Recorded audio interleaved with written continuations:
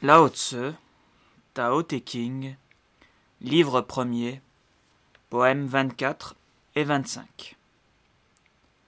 Poème 24. Celui qui se dresse sur ses pieds ne peut se tenir droit. Celui qui étend les jambes ne peut marcher. Celui qui tient à ses vues n'est point éclairé. Celui qui s'approuve lui-même ne brille pas. Celui qui se vante n'a point de mérite. Celui qui se glorifie ne subsiste pas longtemps.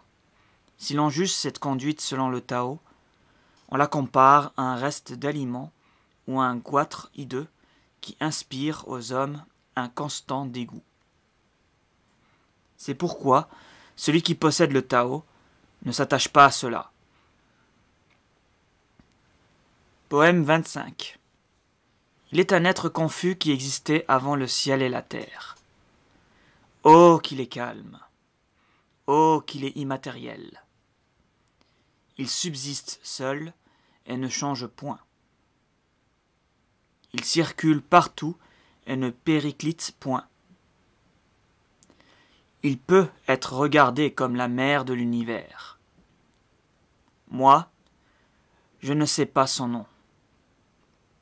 Pour lui donner un titre, je l'appelle Voix, Tao. En m'efforçant de lui faire un nom, je l'appelle Grand. De Grand, je l'appelle Fugace. De Fugace, je l'appelle Éloigné. D'éloigné, je l'appelle l'être qui revient.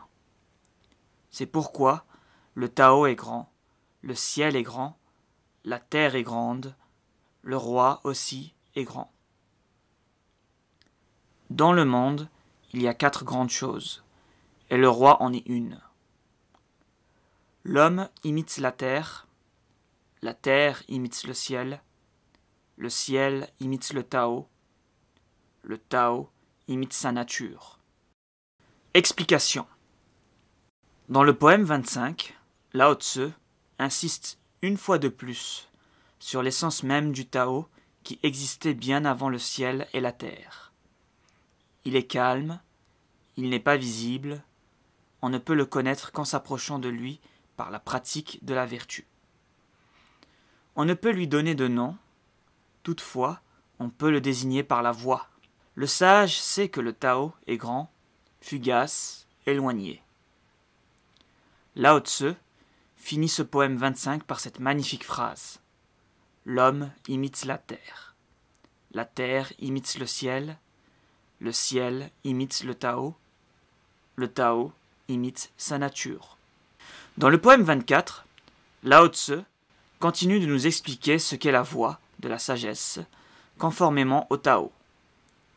Il nous montre les comportements incompatibles avec la vraie sagesse. Comportements, s'ils peuvent rapidement nous procurer une satisfaction, celle-ci est non seulement éphémère, mais de même trompeuse. Celui qui se redresse sur ses pieds peut voir par-dessus les autres, mais ne peut, en aucun cas, marcher. Il en est de même de celui qui vante ses mérites. Si, effectivement, il trouvera bien quelques gens pour l'applaudir, cet auditoire complaisant finira par se détourner de lui. Sa gloire deviendra assez vite bien terne. L'homme sage, l'homme vertueux, ne s'attache pas à toutes ces apparences trompeuses. Il emprunte la voie sûre du Tao et de l'humilité.